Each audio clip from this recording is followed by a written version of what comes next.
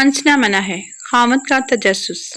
शादी के दिन एक नई नवेली दुल्हन ने एक अटैची केस की तरफ इशारा करते हुए अपने शौहर से वादा लिया कि वो इस अटैची केस को कभी नहीं खोलेगा।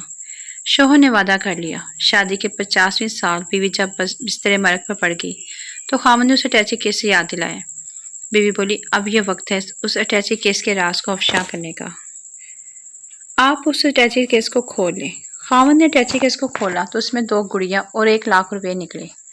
खामद के पूछने पर बीवी बोली, मेरी माँ ने मुझे कामयाब शादी का राज बताते हुए नसीहत की थी कि गुस्सा पी जाना बहुत ही अच्छा है।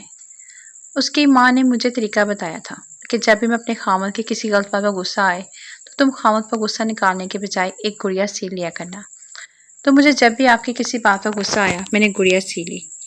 खामद 2 गुड़िया देखकर बहुत खुश हुआ कि उसने अपनी बीवी को कितना खुश रखा हुआ है, क्योंकि बीवी ने 50 साल की कामयाब अज़दवाजी जिंदगी में सिर्फ 2 गुड़िया ही बनाई थी।